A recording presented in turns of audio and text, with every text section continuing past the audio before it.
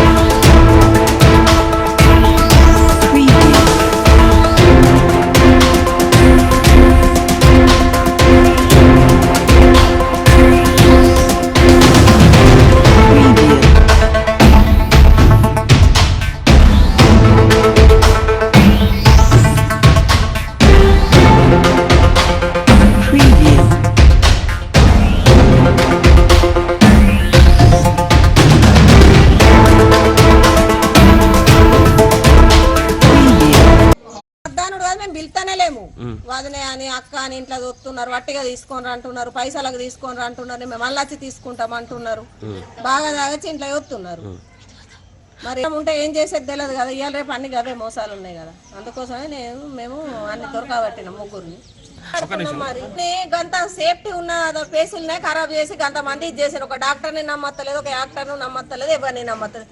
ఈ చెత్తర్లు అమ్మేటోని ఏ దేశాలలోకి వెళ్ళి వచ్చినోని బాగా తాగి మా ఇంట్లో కొంటే అత్త మేము ఎట్లా నమ్ముతాం? ఆడోళ్ళ మీద జరిగే అత్యాచారాలు కనిపిస్తలేవా?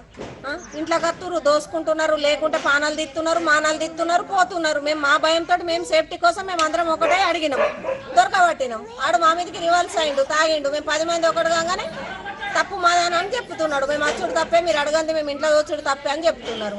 వాళ్ళు ఏ కుల పోలు, వాళ్ళు ఎక్కడ దేశ పోలు కూడా మాకు తెలియదు. అన్నీ జరుగుతున్నాయి కాబట్టి ఒక ఆడోళ్ళకి సేఫ్టీగా లేదు కాబట్టి మాకు మేమే గట్టిగా ఉండాలని నిర్ణయించుకున్నాం.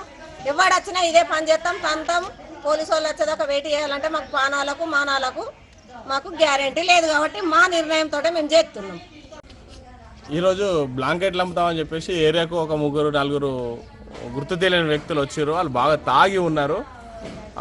ఏంటంటే ఈ మధ్య మనము వేరే వేరే దేశాల నుంచి వస్తుండ్రు కొంతమంది అని చెప్పేసి చొరబాటుదారులు అన్న ఆలోచనలో వాళ్ళని దొరకబట్టి వాళ్ళ దగ్గర ఆధార్ కార్డులు అవి తీసుకుంటే ఒక మెట్పల్లి అని ఉంది, ఒక నిజామాబాద్ అని ఉంది, ఇంకొంది యూపీ అని ఉంది.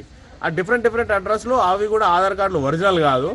దాంతో ఏమైందంటే వీళ్ళు మళ్ళీ మేము బ్లాంకెట్లు అమ్ముతాం తీసుకోరు, ఇవాళ డబ్బులు లేకున్నా పర్వాలేదు, మేము మళ్ళీ వస్తాం అనుకుంటా ఇంట్లో ఆడవాళ్ళు ఉంటే గేటు చూసుకొని లోపలికి పోతారు. వద్దు మీరు వెళ్ళిపోరు ఎక్కడికి వెళ్ళి అన్నా కానీ మేము తర్వాత ఇస్తే ఏమంటే డబ్బులు లేకపోతే అనుకుంటా లోపలికి పోయి మేము పోరా బయటకు అంటే మేము పోము, ఏం చేస్తారు అనుకుంటా వాడు జబర్దస్త్ చేసుకుంటా లోపలికి వస్తున్నాడు.